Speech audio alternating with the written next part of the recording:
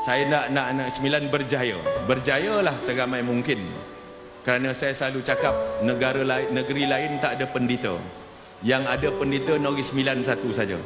Maka mari kita cipta semula sejarah pendeta Zakbar. Lahirlah seramai mungkin pendeta Zakbar zaman moden untuk kita tonjolkan Negeri Sembilan ke arah yang lebih cemerlang lagi pada masa depan. Di zaman globalisasi ini, tanpa ilmu, kita tak akan ke mana. Negara yang kaya macam mana tuan-tuan puan sekalian, tapi tidak didukung oleh rakyat yang berilmu, tidak akan ke mana.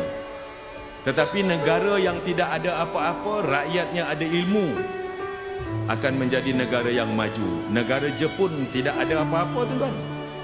Negara Taiwan tak ada apa-apa. Negara Switzerland tak ada apa-apa. Switzerland mana ada biji besi, mana ada pokok koko, tapi Switzerland mengeluarkan jam Rolex yang terkenal. Switzerland mengeluarkan coklat yang terkenal. Kan? Negara Belanda tak ada apa-apa, negara di bawah paras air, tetapi negara yang menjadi sebagai pasaran bunga dunia yang terbesar. Kerana apa? Kerana ada ilmu. Jadi Negeri Sembilan walaupun negara kita kocik, jangan takut kita kocik. Kocik kita kocik lada api. Kita akan pastikan Negeri Sembilan dengan dasar yang ada, yang sempurna ini, dan diisi oleh saudara-saudara sekalian selaku pendidik dan penjaga kepada anak-anak.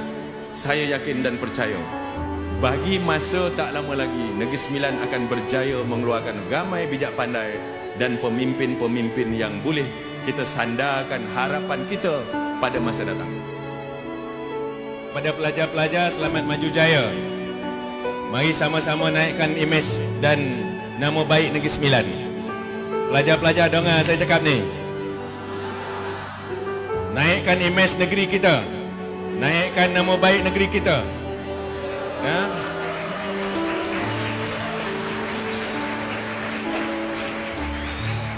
Ingat baik-baik, di mana kita pergi, kita adalah anak kampung, kita anak Negeri Sembilan, dan pastikan bendera Negeri Sembilan kita bawa ke mana-mana saja.